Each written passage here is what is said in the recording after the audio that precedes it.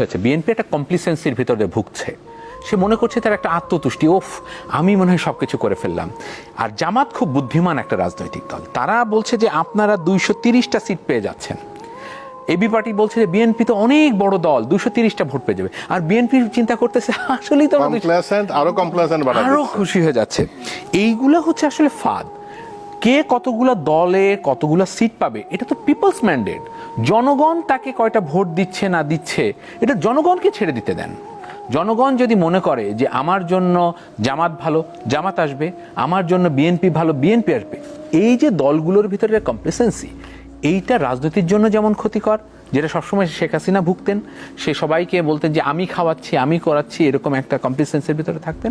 এবং দেখেছেন যে একদিন, এবং শেখ হাসিনা 5 তারিখ সকালেও জানতেন না যে ওনার অবস্থা কি হচ্ছে।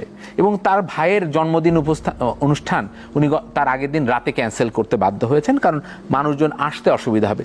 তারপরে 5 তারিখে তার ভাইয়ের জন্মদিন ছিল, তার মানে এটা কেউই জানতো না যে 5 তারিখে, অ্যাটলিস্ট শেখ হাসিনার ক্ষেত্রে, যে সে জানতেন না বা তার আশেপাশের লোক জানতেন না যে উনি চলে যাচ্ছেন।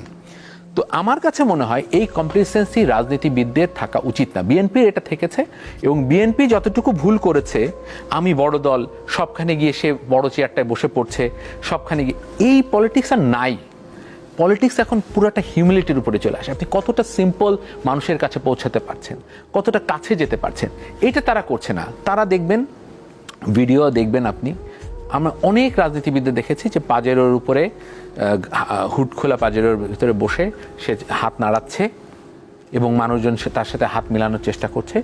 তারা ভাবছে যে এই মানুষগুলো আমাকে ভোট দিবে। ভাই, দিবে না। মানুষের কাছে না গেলে মানুষের ভোট তারা বুঝতে পেরেছে। শেখ হাসিনা জানতো যে এই ভোটগুলো সে পাবে না, এই ভোট তার না, এত কিছু করছে, তারপরে এই ভোটগুলো দিবে না। এই কারণে সবসময় তার মাথার ভিতরে হাউন্ড করতো, এই জন্য সে ভোট দিত না।